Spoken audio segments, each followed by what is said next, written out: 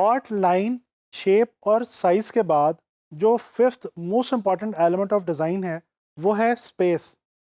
दोस्तों, स्पेस एक ऐसा एलिमेंट ऑफ डिज़ाइन है जिसको आम तौर पे बहुत इग्नोर किया जाता है, लेकिन ये आपको जान के हैरत होगी कि ये उतना ही ज़्यादा इम्पॉर्टेंट एलिमेंट है।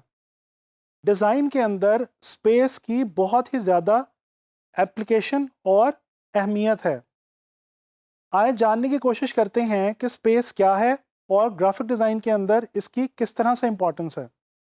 दोस्तों, अगर स्पेस को डिफ़ाइन किया जाए तो ऑब्जेक्ट्स के दरमियान, उनके इर्द गिर्द मौजूद जो ओपन या एम्प्टी एरियाज हुआ करते हैं वो स्पेस होती है।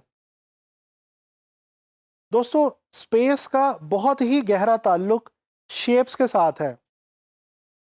जब शेप्स आपस में एक दूसरे के साथ प्लेस होती हैं या एक दूसरे के साथ कंपोज होती हैं तो बेसिकली स्पेस क्रिएट होती है। या अगर इसको वाइस वर्सा करके देख लिया जाए तो भी ठीक है कि बेसिकली स्पेस की मदद से या स्पेस की वजह से ही शेप्स जो हैं वो वजूद में आती हैं। दोस्तों, स्पेस के हवाले से एक डेली लाइफ की एग्जांपल देखते हैं। फ़र्ज़ करें कि आपकी गाड़ी में 4 लोगों के बैठने की जगह है और आपकी गाड़ी में ऑलरेडी 5 लोग बैठ चुके हैं। अब अगर मज़ीद एक बंदा आपकी गाड़ी में ऐड करने की कोशिश की जाए तो शायद बहुत ही मुश्किल से किसी तरह से तंग हो के वो एडजस्ट हो जाए। लेकिन अगर उसके बाद मज़ीद एक बंदा ऐड करने की कोशिश की जाएगी तो ये तकरीबन नामुमकिन होगा। दोस्तों, यही गलती हम लोग डिज़ाइन बनाते हुए आमतौर पे कर रहे होते हैं। हम अपने डिज़ाइन के अंदर इतने ज़्यादा एलिमेंट्स और इतनी ज़्यादा शेप्स डाल देते हैं कि हमारे डिज़ाइन के अंदर स्पेस रह ही नहीं जाती। ये इंतहाई गलत इक़दाम है। दोस्तों, याद रखें, आप जब भी डिज़ाइन बनाएं इस बात का ख़ास ख्याल रखें कि आपके डिज़ाइन में एक ख़ास किस्म की स्पेस मौजूद होनी चाहिए। आम तौर पे हम ग्राफिक डिज़ाइन के अंदर इसको ब्रीदिंग स्पेस भी कहते हैं, यानी कि वो स्पेस जिससे देखने वाले को थोड़ा सा खुलेपन का और स्पेस का एहसास हो। दोस्तों, स्पेस आम तौर पे 2 किस्म की हुआ करती है, पॉजिटिव और नेगेटिव स्पेस। तो चलें देखते हैं कि पॉजिटिव स्पेस क्या है और नेगेटिव स्पेस क्या है। दोस्तों, आपको ये जान के इंतहाई हैरत होगी कि जब आप किसी पेपर पे कोई एक शेप ड्रॉ करते हैं तो दरअसल आपने उस पेपर पे एक शेप नहीं ड्रॉ की, बल्कि दर हकीकत 2 शेप्स ड्रॉ की हैं। एक वो शेप जो आपने स्ट्रोक की मदद से या अपनी पेंसिल की लाइन की मदद से ड्रॉ की, और एक उसके इर्द गिर्द की जो स्पेस पहले से मौजूद थी उसने भी एक शेप की शक्ल इख्तियार कर ली। तो इस तरह से आपके पेपर के ऊपर एक शेप बनाने से दरअसल 2 शेप्स बन जाती हैं। या इसको इस तरह से भी देखा जा सकता है कि जब आप किसी एक पेपर पे कोई एक शेप ड्रॉ कर रहे होते हैं तो बेसिकली आप ना सिर्फ उस पेपर या शीट पे एक एरिया ऐड कर रहे होते हैं, बल्कि इसके साथ साथ एक ख़ास एरिया सबट्रैक्ट भी कर रहे होते हैं। ये जो एरिया आप ऐड कर रहे हैं ये है पॉजिटिव स्पेस, और ये जो एरिया सबट्रैक्ट हो रहा है ये है नेगेटिव स्पेस। दोस्तों, जब हम कोई स्पेस ड्रॉ करते हैं और उसके बीच में कलर फिल करते हैं तब हमें एक्चुअली पॉजिटिव स्पेस और नेगेटिव स्पेस के बारे में ठीक तरह से अंदाज़ा होता है। दोस्तों, इसके अलावा स्पेस लाइन और शेप की तरह 2D भी होती है और 3D भी होती है। बिल्कुल जिस तरह से लाइन और शेप के साथ मामला था, बिल्कुल इसी तरह से स्पेस के साथ भी मामला है। जो स्पेस फ्लैट स्पेस हो और उसको चारों तरफ से देखा या महसूस ना किया जा सके वो 2 डायमेंशनल स्पेस कहलाएगी। इसके बरक्स ऐसी स्पेस जिसको चारों तरफ से देखा या महसूस किया जा सके वो 3 डायमेंशनल स्पेस कहलाएगी। अच्छा, बाज़ औक़ात आपने कुछ ऐसे विजुअल्स इंटरनेट वगैरह पे देख रखे होंगे जिनके अंदर कोई ड्राइंग या पेंटिंग बनाई तो किसी फ्लैट सरफेस पे होती है, लेकिन देखने से वो 3D का तासुर देती है। दोस्तों, इसको इल्यूजन ऑफ 3D स्पेस कहा जाता है। ये एक ऐसी टेक्निक है जिसकी मदद से हम 2D सरफेस के ऊपर 3D की इल्यूजन क्रिएट करने की कोशिश करते हैं।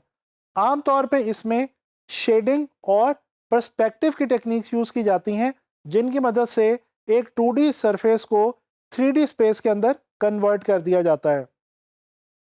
दोस्तों, पिछले कुछ अरसे से डिज़ाइन और बिलखुसूस ग्राफिक डिज़ाइन के अंदर एक आर्ट एंड डिज़ाइन मूवमेंट बहुत ज़्यादा फॉलो की जा रही है, जिसको आम तौर पे मिनिमलिज्म के नाम से जाना जाता है।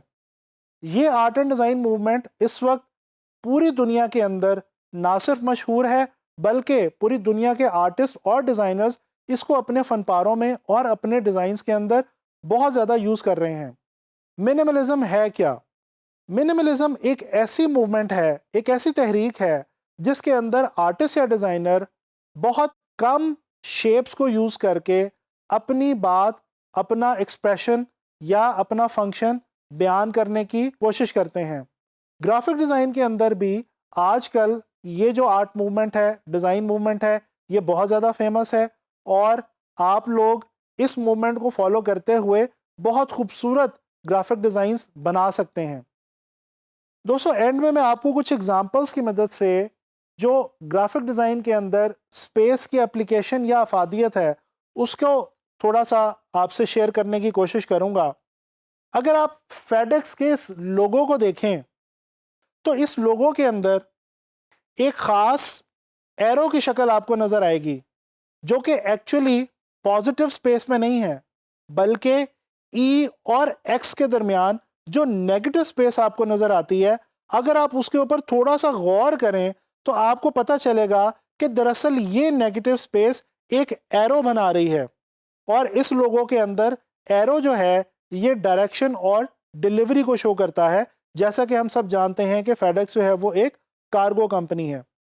इसी तरह से अगर हम इस मूवी पोस्टर की तरफ देखें, तो हमें बज़ाहिर तो इस पोस्टर के अंदर सिर्फ एक कैरेक्टर नज़र आता है, लेकिन जब आप गौर से देखेंगे तो आपको एक्चुअली इस पोस्टर के अंदर दो कैरेक्टर्स नज़र आएंगे। एक कैरेक्टर तो वो है जो पॉजिटिव स्पेस के अंदर फिल करके क्रिएट किया गया है और बहुत ही साफ जाहिर है, जबकि दूसरा कैरेक्टर वो है जो कि नेगेटिव स्पेस में मौजूद है और ये भी इसी मूवी का एक बहुत इंपॉर्टेंट कैरेक्टर है।